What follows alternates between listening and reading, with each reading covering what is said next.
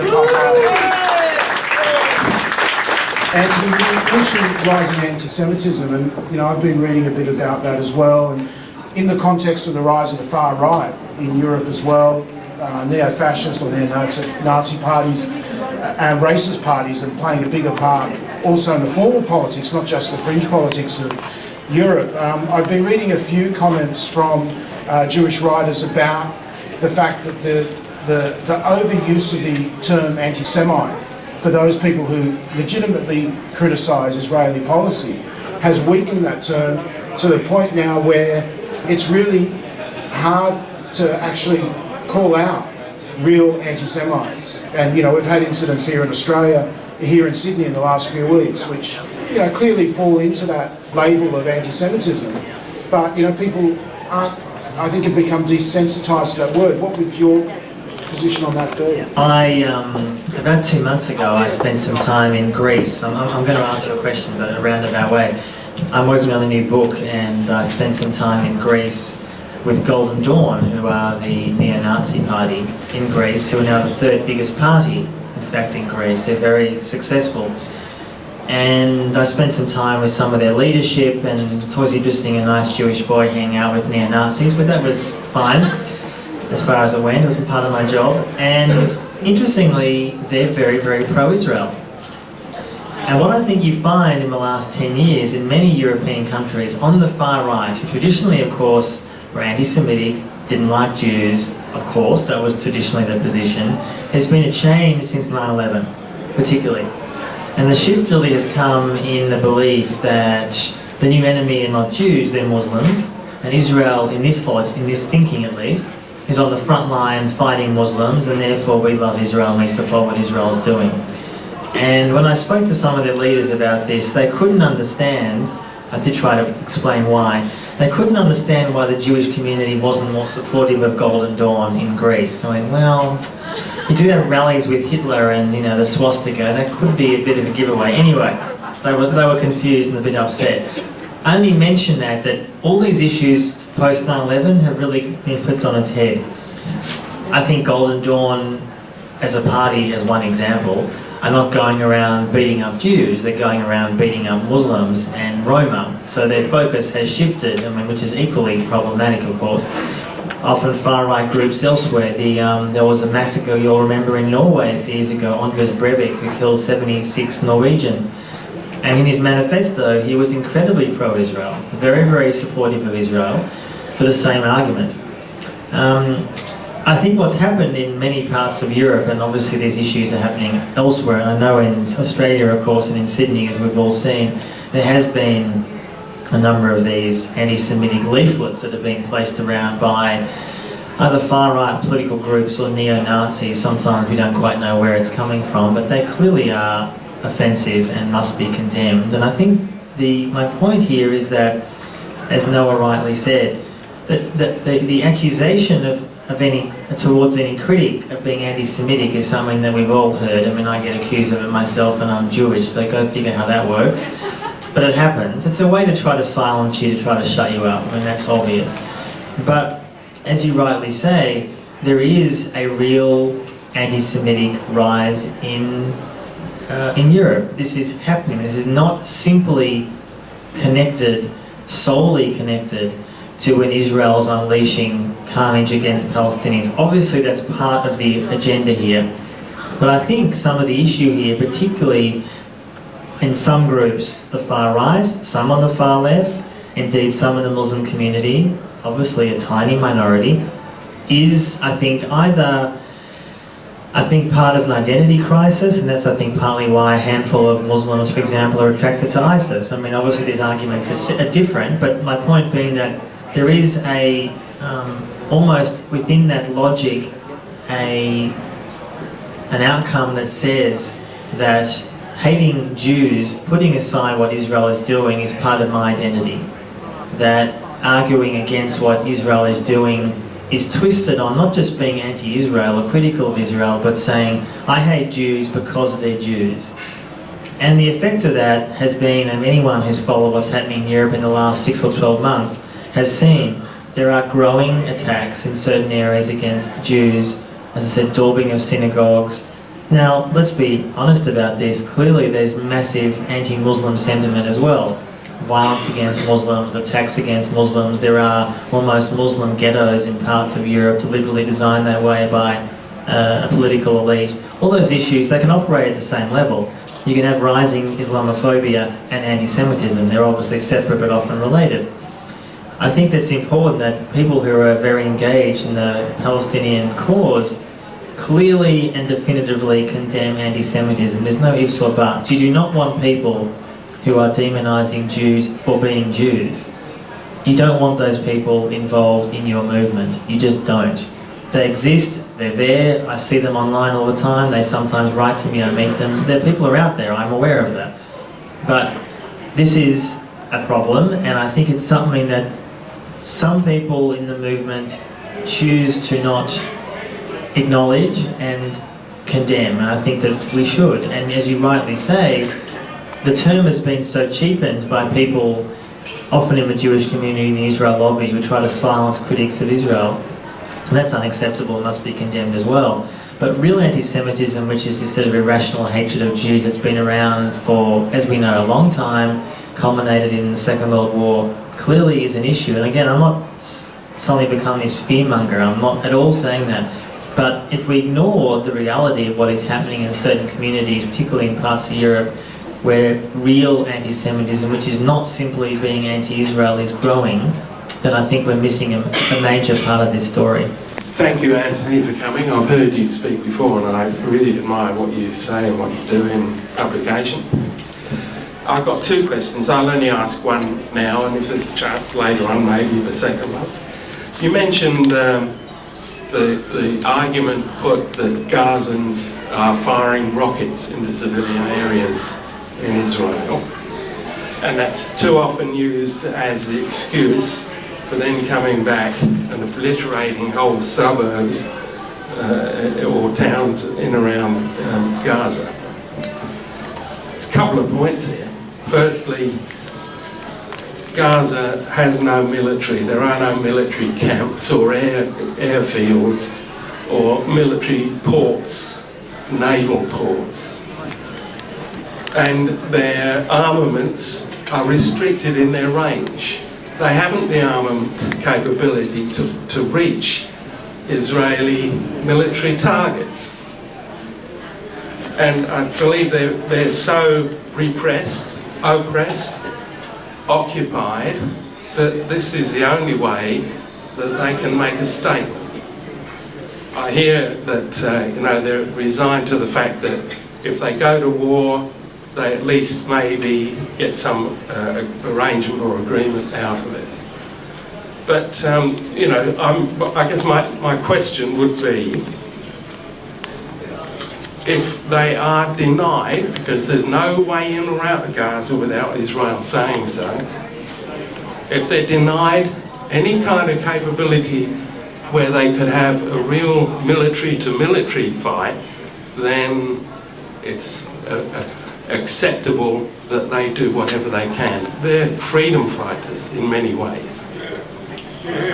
Yeah, a few things in response to that. I absolutely have supported for a long time the legitimate right under international law and elsewhere resistance. It's an absolute legitimate right, whether it's Palestinians or Afghans or Iraqis. There's no, to me, question about that. However, if we do believe in the concept of international law, and I certainly do, deliberately targeting civilians is a crime, no matter who does it. It just is. Now, there is a difference between, and this is a position I know some people in the Palestinian solidarity movement would not share my view about this, and that's fine, is that the argument could be, well, if they don't fire rockets, I guess that's the implication of your question, what are they supposed to do? Essentially sit there and kind of take being occupied or blockaded. I think that there's a difference between saying that we are willing to accept and defend what is essentially the potential killing of Israeli civilians, and the idea that you resist occupation. There are multiple ways to resist occupation. Indeed, there's been non-violent movement in Palestine for the last 20 years.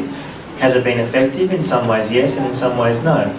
Personally, the idea, if we accept the idea that I think, that if Palestinians are able to essentially do anything, including targeting civilians on the Israeli side, then I think it's a slippery slope to defending pretty much any behaviour of any freedom fighter. I think Palestinians are they often are freedom fighters, and in fact the effect of the recent war is very clear. Israel was shocked by the training that Hamas fighters actually had. Dozens and dozens and dozens of Israeli troops were killed in battle.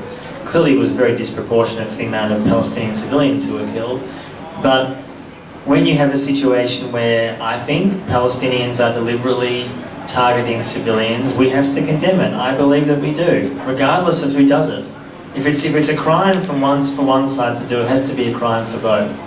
And I think it's dangerous to almost not just defend, but support and encourage the firing of rockets. Rockets, I'm under no illusion about this, is used as a pretext for Israel to do a multitude of crimes. I'm under no illusion about any of that. The argument that says if rockets stopped tomorrow, Israel wouldn't do what it did in Gaza, that's clearly bullshit, and I'm well aware of that. But I think it's dangerous to accept the idea that anyone has the right to deliberately target civilians, because if you do believe that, then that leaves you open to any group that can be claiming to be freedom fighters doing the same thing. And I don't think that we would accept that in other contexts. Maybe that's just my view. And also it's international law, by the way. There was a couple of things that I wasn't sure of, and one of them was the fact that you said that the Saudis were actually funding ISIS. And I thought, well, how can they be doing that when they're the allies of the Americans? It's the same situation you had in Afghanistan when they were funding the Taliban. So can you clear that up for me? The other one that I wanted to ask you too was, you know, we're not letting the freedom fight, the young Muslim soldiers come back to Australia after they've been fighting. Is the same principle applying to kids that go over to fight Israel? And I think for a lot of Australians, we have Jewish friends and we have Muslim friends. And so this situation is really, it's hard for us because we see that this is a really big problem in the Middle East, and in some ways it's causing a problem. So I'm wondering whether the opposition in Israel will be enough to change it, because I think that's the only way it's going to change. Let me answer your second question first. There are profound hypocrisies when it comes to this issue about Australians being allowed to fight in the Middle East, and depends who they're fighting for. Some of you here might be aware that there are a number of Australians who have dual citizenship who are also Israeli. They do fight in the IDF, they have fought, they fought in the recent war. Australia's got no problem with that. I'm not saying Australian government's encouraging it, but they're certainly not doing anything to stop it. As far as they're concerned, Israel's a legitimate state, has a right to defend itself. So therefore, when you have Israelis that are fighting in the IDF happen to be also British or Australian or South African, then that's fine as far as they're concerned. Clearly it's very different rules for if you're a Muslim going to fight against, for example, the Assad regime or whatever it may be. That's a profound double standard, and there are a number of Muslim groups I know in the last few months who are again trying to raise this as an issue and trying to put pressure on the government to change that. I don't think in the short term they will. But yes, there's a double standard, obviously, and this is also happening in other countries too. I should just say that the South African government under the ANC has been talking about potentially prosecuting South African Jews who fought in the IDF during the recent war. So let's wait and see if that goes anywhere. No other country, to my knowledge, has even suggested trying to do that. I think that's a good, positive move. In terms of ISIS, Saudi Arabia is a complex place. So when I said Saudi elements have supported ISIS over the last years, this doesn't mean that the Crown Prince himself necessarily is. I mean, it's an incredibly opaque society. I spent some time there a few years ago. No one really fully knows how Saudi works. It's a very difficult country to understand because there's no free press, and it's very difficult to get behind the obfuscation of how the regime runs. There are a number of Saudi princes, it's known, who have sympathy and support for Al-Qaeda and ISIS over the years. That's been documented and shown. How much money they've given is not entirely clear. The vast majority of wealth that ISIS now has, in the last 6 months particularly, has not come particularly from outside sources. As far as I've been reading from sources on the ground, there's no evidence right now that the Saudi government or the Qataris are actively funding ISIS, because as you said, they're also US allies, but that's not the reason. They actually are fearful now, and you could have predicted this a few years ago. They're fearful they've created a monster. They created and supported various so-called rebel forces to fight elements in the Middle East they didn't like, and now ISIS has got pretty big and powerful, and now they can't control it. Most of the money that ISIS now has is when ISIS in the last 6 months has had such massive gains across the Middle East, they're earning a lot of money from the banks that they're able to loot when they go into various towns, including Mosul in Iraq a few months ago. And also in parts of Syria, they control the oil fields. And they're making apparently at least $1 million a day through that. So they're independently wealthy. They may well be getting support from outside meaning various Saudi sheikhs or whatever. We honestly don't know. And the best reporters I've read who are writing about this also say we don't know. But I suspect most of the key money at the moment is not coming from Saudis. That's coming from, they're raising money themselves. They're self-sustaining, or principally self-sustaining anyway. Just quickly, there's one other element to that, and that is the number of foreign fighters fighting for the Islamic State in Syria and in Iraq, and a number of those are Saudis. And in fact, there have been reports that the Saudis and other Middle Eastern governments have been actively encouraging their more extremist elements to leave the country and fight in either Iraq and Syria for, sort of the caliphate and for the Sunnis against Shias. But they've also recently, and Saudi Arabia was the first country to do that, will now deny those fighters re-entry back into Saudi Arabia. So the question is, where do they go when Iraq and Syria no longer are safe havens for them? And if the history of the Mujahideen and the war in Afghanistan is anything to go by, it's a very dangerous scenario. Some mercenaries anyway. Okay, I just win here. Anthony, did you say that you don't support the two-state solution? Did I mishear you? No, you didn't. Okay, so what would you be proposing, or what would you be supporting as the correct position when finally, some genuine negotiations can occur? I guess I'd preface my answer by saying that ultimately this is a decision that has to be made by Palestinians and Israelis and I guess interested parties, which probably realistically means some in the Arab world and I guess the US unavoidably.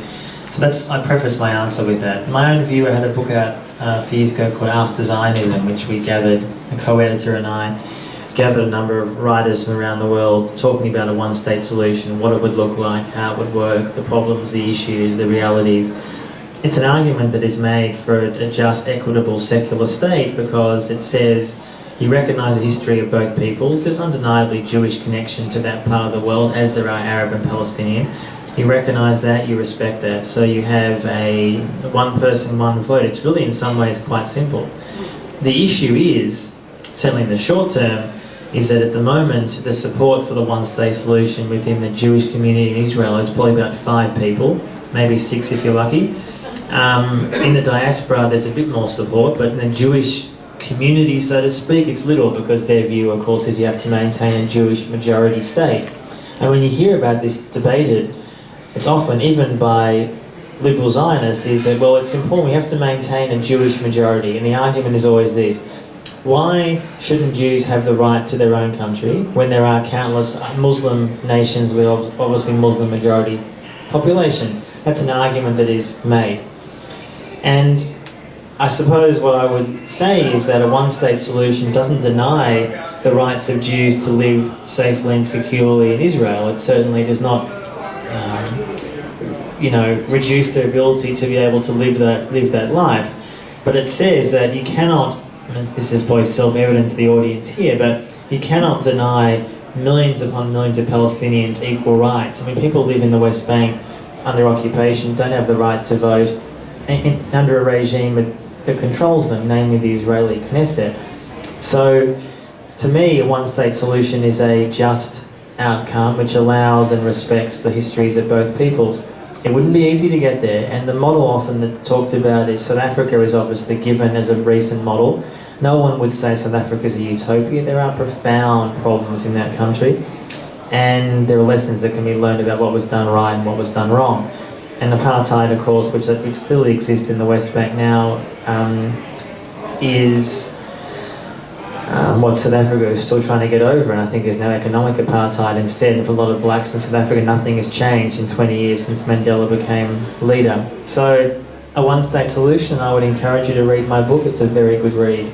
As you know, we recently had the Israeli Film Festival here in Sydney, and of course there were calls to boycott it.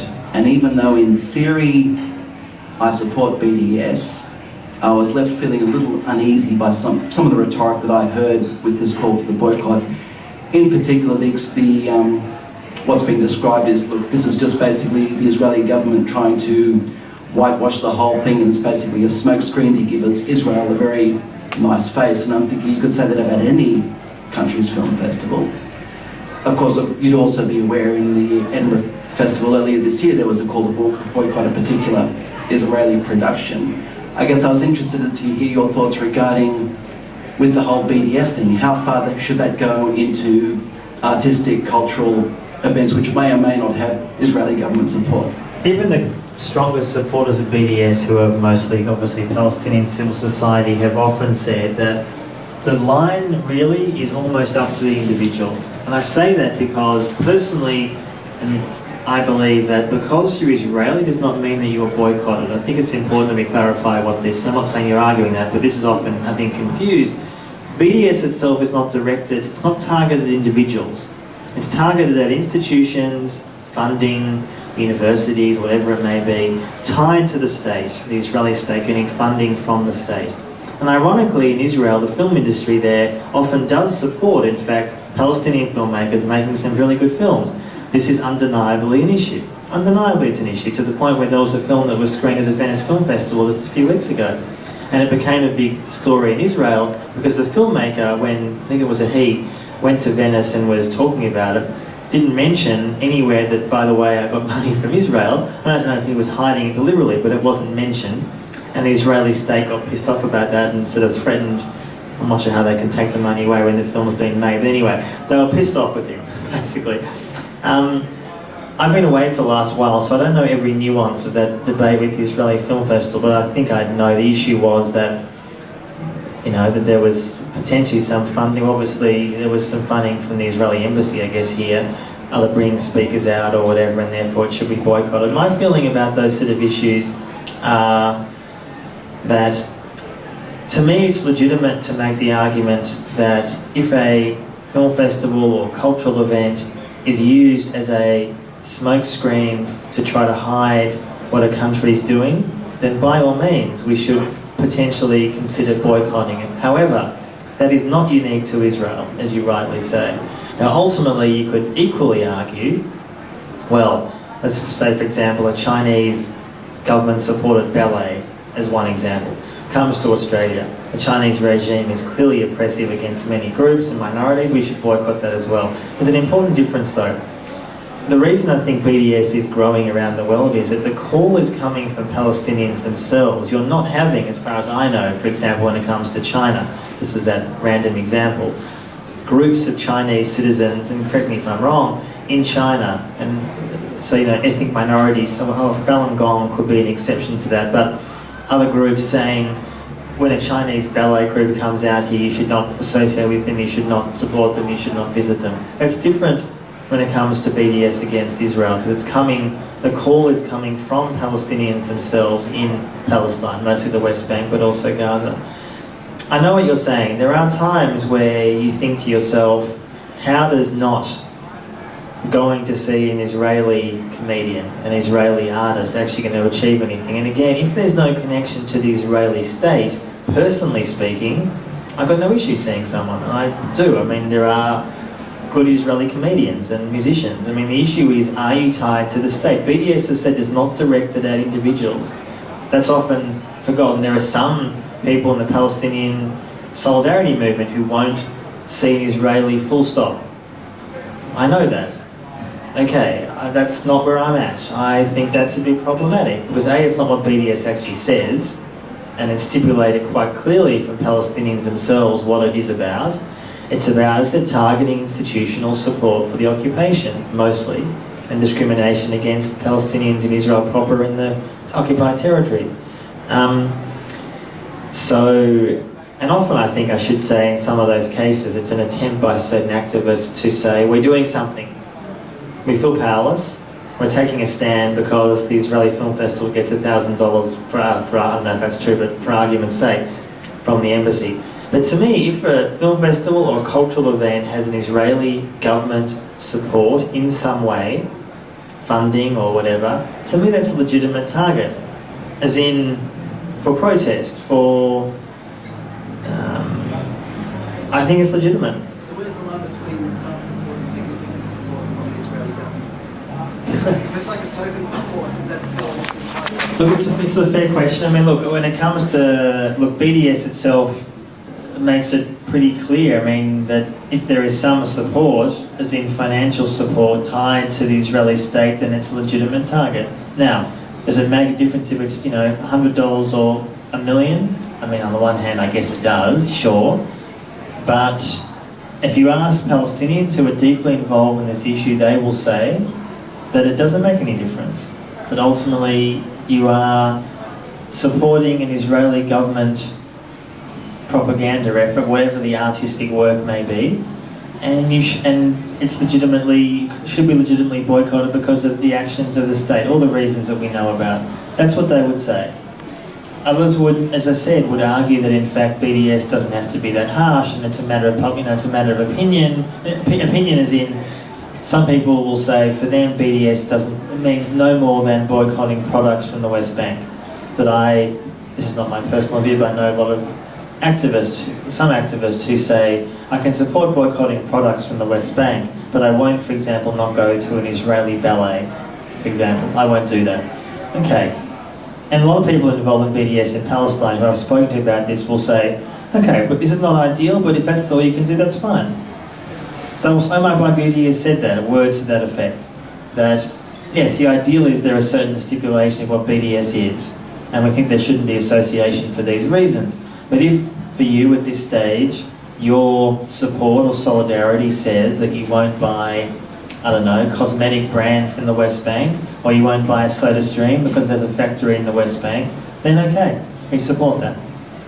What would you say to criticisms of that sort of boycott strategy that suggests that the real victims there are the Palestinian workers who rely on those jobs? Now, I'm not saying this is an argument, but it's a common argument. The sort of sense that Fidel Castro famously said the only thing worse than being exploited by capitalism is not being exploited by capitalism. The only thing worse than being exploited by Israeli corporations is not being exploited by them. For sure. That argument was made, as some of you may remember, earlier on this year with SodaStream, where SodaStream, is this fizzy water thing, which I've heard is not that good, but I've never tried it, just for the record. But anyway, they have a factory in the West Bank, and it's been there for a number of years. They have, I think, about 1,000 workers, give or take. And the argument was made, as Noah rightly said, well, if this factory closes tomorrow, these guys are out of work. A few points on that. Firstly, the factory actually is apparently about to close down anyway, and it's not entirely clear why that is, but SodaStream has been talking in the last few weeks, in fact, about possibly shutting it down.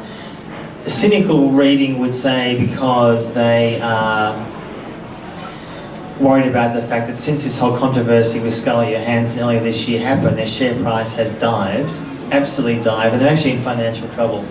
And it's unclear whether there potentially would be, some kind of upswing in support if this factory is shut down. I mean, I guess we'll have to wait and see if that's the case.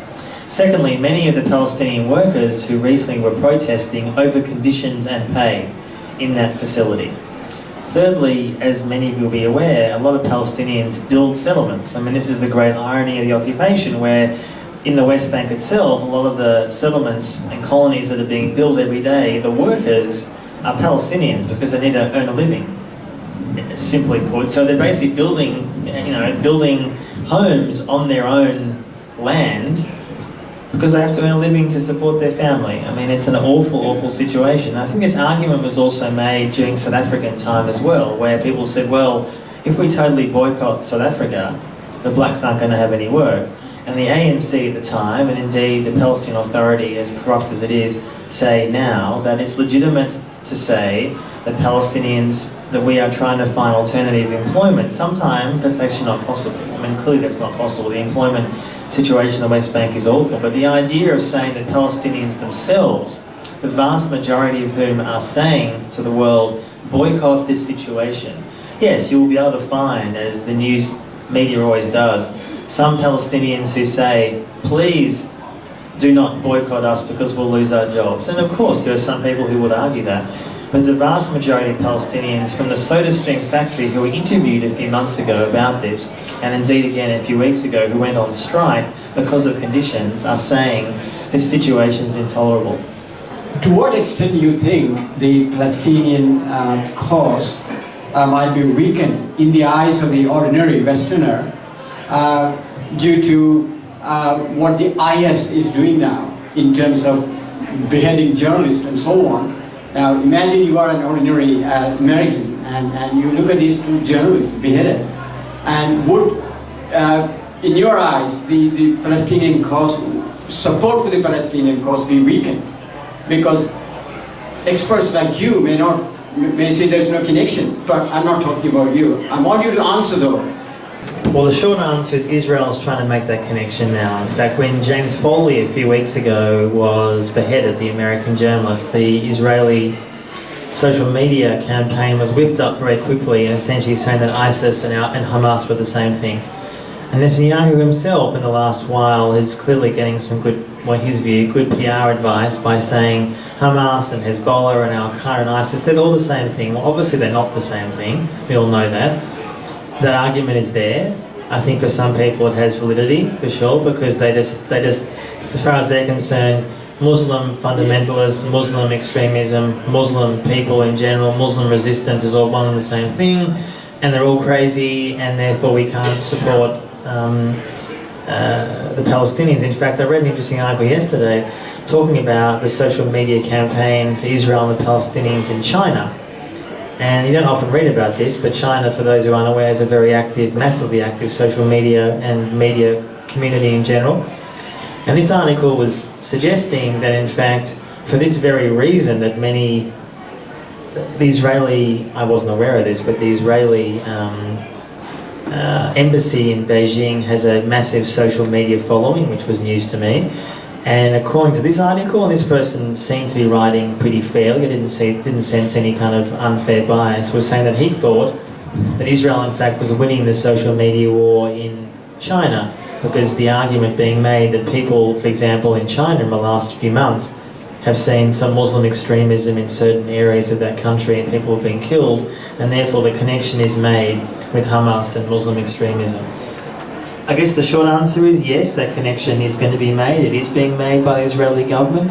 It's actually being made, I think, even by Abbott in some kind of way, not directly, but certainly indirectly. It has to be challenged and fought back, and I think, yes, some people undeniably will simply view the entire Middle East as this sort of crazy group of Muslim fanatics who should just be either ignored or bombed.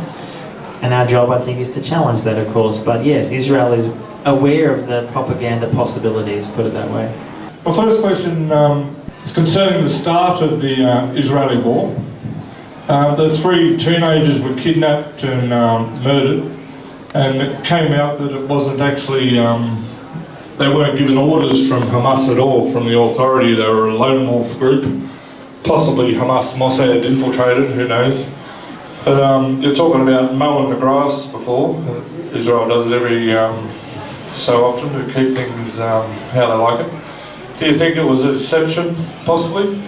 And secondly, Noah mentioned your latest venture, your latest book, and you're making a documentary with it. I'm just wondering anything you can tell us about that, how much funding you need to turn and what it's about, or anything you can tell us? In terms of the murder of those 3 teenagers in the West Bank, it's still, from what I understand, unclear exactly if there was any direct Hamas support or Hamas involvement. Undeniably, when it happened, Hamas leadership denied any involvement whatsoever. After the war finished, there were certain Hamas figures who came out and said that maybe it was some kind of rogue elements within Hamas. The truth is, I don't think anyone, as far as I understand, fully knows. There may have been some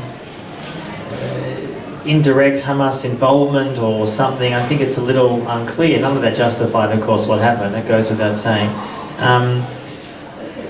As far as I know, no one actually, that has not been confirmed one way or the other. In terms of my book, yeah, I had a book out last year, and a new edition came out last month called Prophets of Doom, about vulture capitalism around the world. So looking at various issues in Afghanistan, Haiti, Papua New Guinea, and privatised war and detention centres and aid and mining. And I'm working on a new book at the moment which will be out next year on disaster capitalism. So I'm loving these issues, which will be sort of similar to the other book but quite different. So expanded edition with an overseas publisher, a great publisher, and looking at also the US, UK and Greece. So I've spent the last few months going to those three countries, looking at privatised immigration, hanging out with neo-Nazis in Greece. If you wonder why I was hanging out with neo-Nazis, it wasn't because I like hanging out with neo-Nazis. It was because looking at the reality of economic policies that have been imposed on Greece in the last years almost inevitably lead to the rise of some kind of far right, and that's been Golden Dawn's wonderful gift from their perspective. The film, yes, I'm working with a filmmaker in the US. He and I have been shooting the last few years on and off in Papua New Guinea and Haiti. We are raising money. We had a Kickstarter campaign last year which raised some money. We're currently speaking to various funding bodies and groups around the world, and we hope to hear, fingers crossed soon, some good news about that. We're raising money, not so much from the public at the moment anymore, but from various funding groups. And for anyone who's made a film, it takes a long, long time. And most filmmakers will say that they spend far more time trying to raise money than actually making the film. So hopefully we're going to get some funding soon, and the film will be finished next year, fingers crossed, and then seen by, you know, about 7 billion people. That's the plan. So hold that thought. It's coming. Yeah.